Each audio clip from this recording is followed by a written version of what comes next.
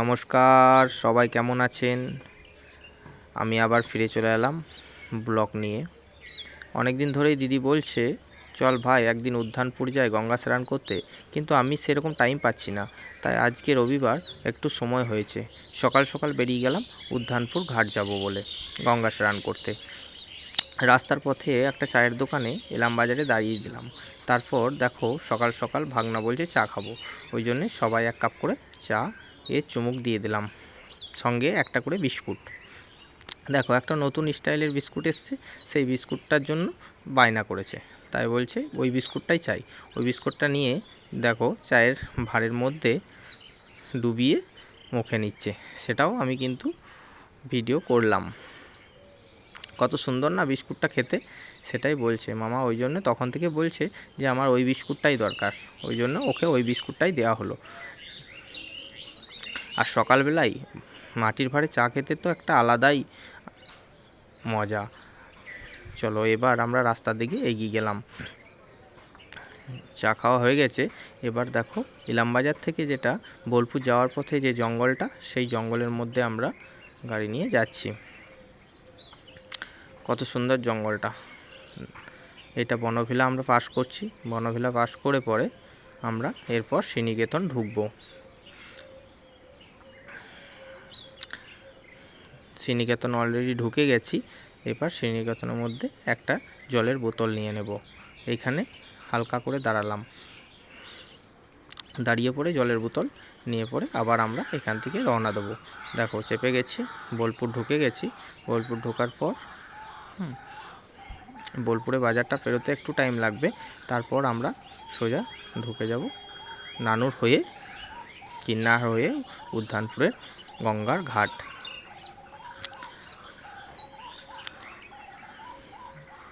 আমরা বেরিয়েছি ওইখান থেকে সকাল 6:30টার মধ্যে বেরিয়ে গেছি।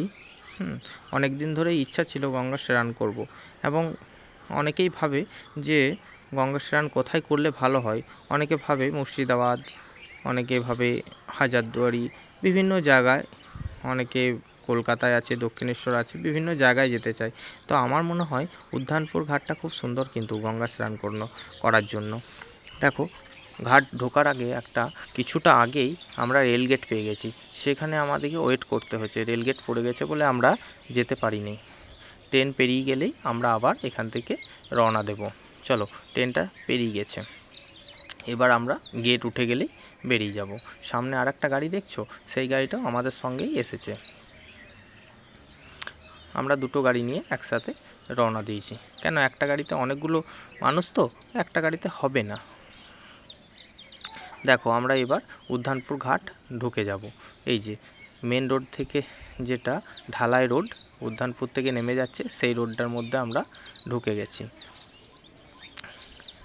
এই দুপোসারি কিন্তু ছোট ছোট বেশ ঘরগুলো আছে, খুব ভালো লাগে, এবং সবগুলোই যেন একদম নারকেল গাছ আছে এবং সুপারি গাছ আছে, খুব ভালো লাগে। দুপাশারি গাছগুলো দেখতে খুব সুন্দর, এবং খুব সরু রাস্তাটা জানেন, গাড়িগুলো দুটো গাড়ি পেরোতে খুব অসুবিধা হয়, কিন্তু যাওয়া হয়ে যায়। এই যে দেখুন দুটো গাড়ি একসাথে কিন্তু খুব অসুবিধা হচ্ছে, কিন্তু হালকা করে পেরিয়ে যাচ্ছে। এখন তো টোটোর চাপ বেশি বেড়ে গেছে না, ওই জন্য রাস্তাতে টোটো বেশি গাড়ির থেকে। এবার দেখাবো আজকে উদ্যানপুরে ভিড় কত। এই যে আমরা উদ্যানপুরে চলে এসেছি, যেটা পার্কিং জোন। একটা ফাঁকা মাঠ আছে, এখানে কোনো পার্কিংয়ে পয়সা লাগে না, পার্কিংয়ে ফাঁকাতেই রাখা হয় নিজের দায়িত্ব অনুযায়ী। এই যে আমরা পার্কিংয়ে এবার নেমে গেলাম। দেখো অনেক গাড়ি আছে কিন্তু। এই যে আমরা এবার যাচ্ছি, যেয়ে পরে এক জায়গাতেই দুটো গাড়ি রেখে দেব। অনেকে আছে যে এখানে চান টান করে এসে টিফিনও করছে। আমরা একটু লেট করে ফেললাম, কেন রাস্তায় আর এক জায়গাতে দাঁড়িয়েছিলাম, সেখানে আধ ঘন্টা লেট হয়েছে। এই যে দুটো গাড়ি এক জায়গাতেই রেখে দিয়েছি। এবার আমরা এইখান থেকে উদ্যানপুর ঘাটের দিকে রওনা দেব। বয়স্ক মানুষ আছে, আস্তে আস্তেই সব যাচ্ছি। এই যে মামা, ও বলতে চাই যে আমি উদ্যানপুর ঘাট পৌঁছে গেছি, কিন্তু প্রচণ্ড জোর খিদে পেয়েছে। আমি বললাম, মামা চলো একটু এগিয়েই দোকান আছে, সেখানে খাওয়াবো। এই যে দেখো, ওরা কিন্তু অনেক দূর থেকে এসেছে, জানি না, তবে মনে হয় যেন বাইরে থেকে এসছে। ওরা বাড়ি থেকে মুড়ি প্যাকেটে বেঁধে নিয়ে এসছে, মুড়ি চপ খাচ্ছে। দেখো, এই যে উদ্যানপুরে ঘাট ঢোকার আগেই একটা স্বাস্থ্যকেন্দ্র আছে।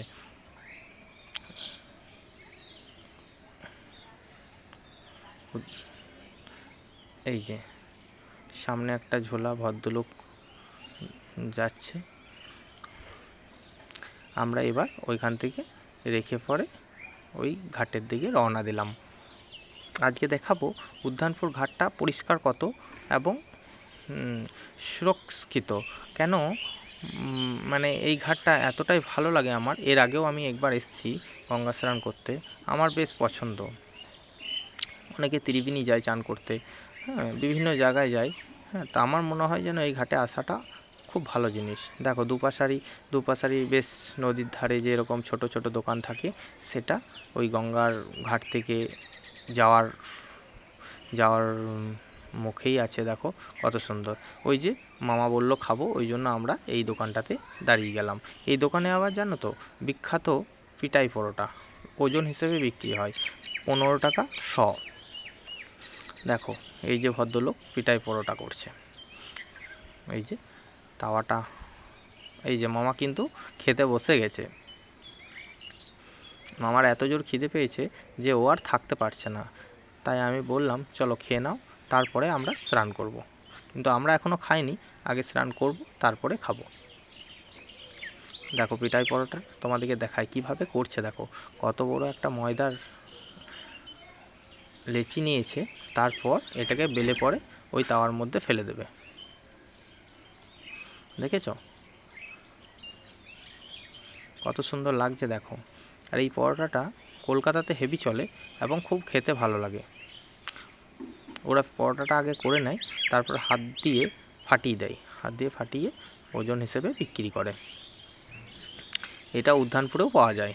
চলো, খাওয়া হয়ে গেছে, আমরা এবার আস্তে আস্তে হাঁটবো। কাকুর পিটাই পরোটা এখনও চলছে। আমরা এই যে দেখো, পিটাই পরোটার তাওয়াটা এখনও গরম হয়নি, ওই জন্য তাওয়াতে ফেলেনি এখনও। এরপর আমি কিন্তু গঙ্গার ঘাট দিয়ে এগিয়ে যাব।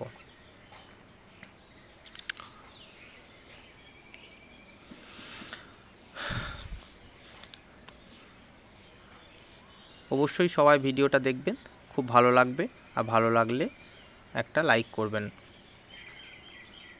আরও ভিডিও দেখতে অবশ্যই ফলো করবেন। আমি আবার বিভিন্ন জায়গার ভিডিও আপনাদেরকে দেখাবো। আমি যেখানে যেখানে তীর্থস্থান যাব, সেখানেও আপনাদেরকে দেখাবো। আমাদের বীরভূম ডিস্ট্রিক্টের অনেক বহুত ভালো ভালো মানে ভালো ভালো জিনিস দেখার আছে। অনেক পুণ্যহিতরা আসে। এই যে আমরা যাচ্ছি এবার গঙ্গার ঘাট দিয়ে।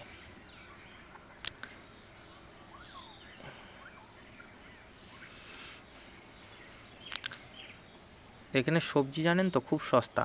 এই যে দেখুন, সস্তা হচ্ছে 10 টাকা কেজি শসা, 10 টাকা কেজি কুমড়ো, লঙ্কা 5 টাকা শ। আমি জিজ্ঞেস করলাম, আমার খুব বেশ ভালো লাগলো, কেন আমাদের ওইদিকে এখনও এতটা সস্তা হয়নি, তবে সস্তা সবজি অনেকটা হয়েছে। আপনাদের কেমন লাগছে একটু অবশ্যই জানাবেন। আর ভালো লাগলে অবশ্যই আমাকে শেয়ার করবেন, আরও বন্ধুরা যাতে দেখতে পারে সেই সুযোগটা অবশ্যই করে দেবেন। এই যে আমরা গঙ্গার ঘাটে সামনাসামনি চলে এসেছি।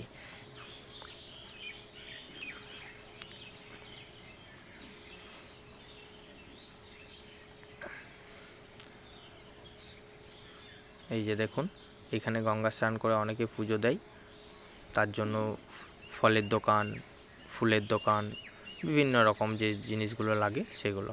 সামনেই মিষ্টির দোকান, পেড়াও পাওয়া যায়, গরম গরম চপ ছাড়ছে, মুড়িও খাওয়া যাবে। তো আমরা এখনও খাইনি, আমরা স্নান করব, তারপরে খাবো।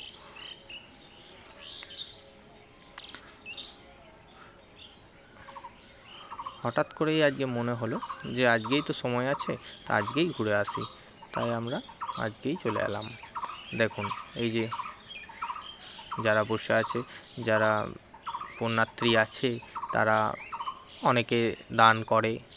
দেখুন এইখানে সব চাল পয়সা দেওয়ার জন্য যারা বসে আছে তাদেরকে অনেকে দান করে।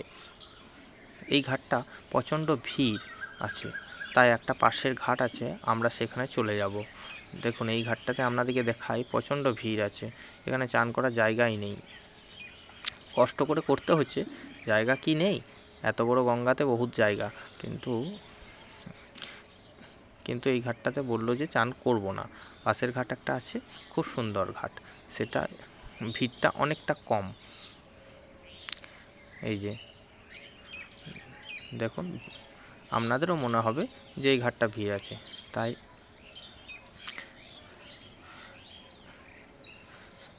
এই যে আমাদের সঙ্গে যারা এসেছে তারাই ডিসিশন নিচ্ছে যে কি করব। আর একজনা বাড়ি থেকে অনেক কিছু পুষ্প টুষ্প রাখা ছিল ঠাকুরের এবং ফুলবেল পাতা, সেগুলো গঙ্গাতে অনেক দিন ধরে রেখে যে গঙ্গা স্নান করতে যাব সেই দিনেই ফেলবো। হয়ে গেল, এবারও কিন্তু আবার আমি কিন্তু গঙ্গাতে নেমে পড়ে স্নানটা করে নেব। দেখো আমি নেমে গেছি, এবার আমি কিন্তু 1 টাকা একটা ষোলনা, মা বলেছে যে গঙ্গাতে স্নান করতে গেলে 1 টাকা ষোলনা দিয়ে স্নান করবি। দেখো জলটা কিন্তু হেভি ঠান্ডা লাগছে। 1 টাকা দিয়ে একটা শ্যাম্পু কিনে নিয়ে এসেছিলাম, সেই শ্যাম্পুটা মাথায় দিয়ে দিলাম, মাথায় দিয়ে আমি আর একটু করে নেব। ঝটাঝট চান করে উঠে যাব, ওরা আবার স্নান করতে নামবে। এই ঘাটটা দেখাচ্ছি তোমাদেরকে, এই ঘাটটা কিন্তু প্রচণ্ড খালি, এই ঘাটটাতেই আমরা এসেছি।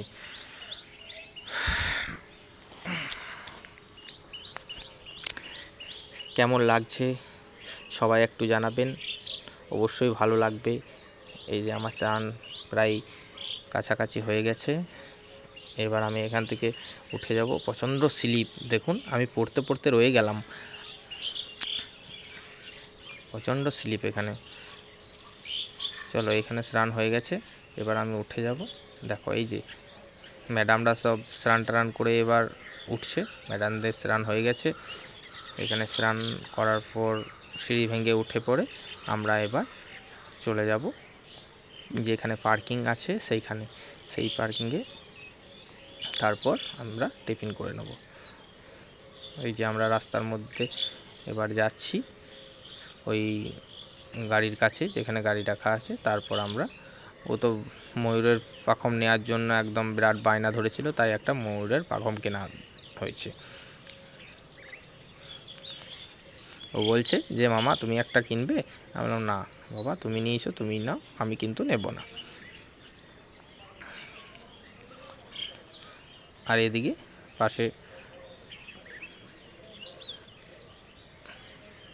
এই যে আর একটা ঠাকুমা দেখো প্রদীপ কিনছে। প্রদীপ জানেন তো এখানে কিন্তু খুব সস্তা পাওয়া যায়, 5 টাকা পিস, 10 টাকা পিস।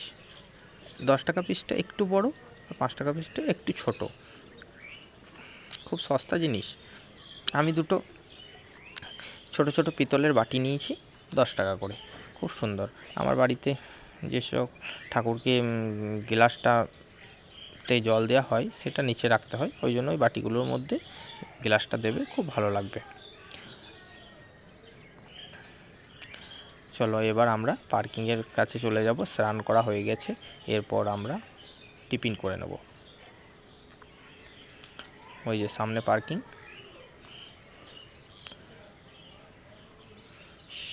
সামনে পার্কিং আছে, চলে এসেছি। পার্কিংটা প্রত্যেকদিন এইরকমই ভিড় থাকে।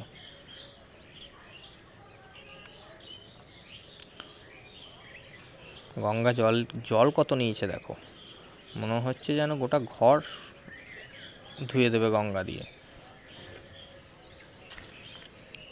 সবাই বলে গঙ্গায় স্নান করলে দেহ শুদ্ধ হয়, এটা কি সত্যি আমি জানি না, তবে আপনারা যদি জানেন তাহলে একটু কমেন্ট করে জানাবেন। মন তো অবশ্যই শুদ্ধ হয়, মনটা ভালো লাগে গঙ্গাতে স্নান করলে। চলো আমরা ওখান থেকে এবার বেরিয়ে এলাম, বেরিয়ে এসে বোলপুরে একটা হোটেলে দাঁড়ালাম। বোলপুরে হোটেলে দাঁড়িয়ে আমরা এবার দুপুরের ভাত খেয়ে নেব, টাইমটা অনেক হয়ে গেছে। দেখো, শান্তিহরি হোটেল, খুব ভালো হোটেল।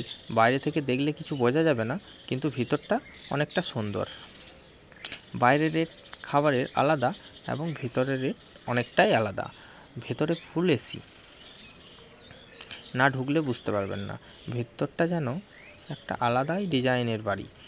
দেখুন আপনাদেরকে দেখায়, এই যে মামা অলরেডি হাত ধুয়ে রেডি। মানে ও তো সেই সকাল 8টা-9টার সময় খেয়েছে, এবার খিদে পেয়ে গেছে। এই যে দেখো কত সুন্দর না ভেতরটা, খুব ভালো লাগছে। কিন্তু মানে এই রুমটাতে খেতে কিন্তু মানে খিদে যদি নাও থাকে তাও খিদে লাগবে। দেখো এই যে তোমাদেরকে লিস্টটা দিয়ে দিয়েছি, অবশ্যই খুব ভালো হোটেল। থালিটাও দেখাবো, এই যে থালিটা দেখো কত সুন্দর খাবার দিয়েছে, এবং বেগুনের ভর্তাটা সবথেকে বেশি ভালো লাগছে, আর ধনেপাতার চাটনিটা। তোমাদের কেমন লাগলো একটু জানাবেন, অবশ্যই ভালো লাগবে। পরের ভিডিও পাওয়ার জন্য একটু ফলো করবেন। সবাই ভালো থাকবেন, সুস্থ থাকবেন। আমি যাতে আবার ভিডিও আপনাদেরকে দেখাতে পারি সেই সুযোগ একটু সবাইকে করে দেবেন। চলো, গুড ইভিনিং, টাটা। সবার জন্য শুভেচ্ছা রইল।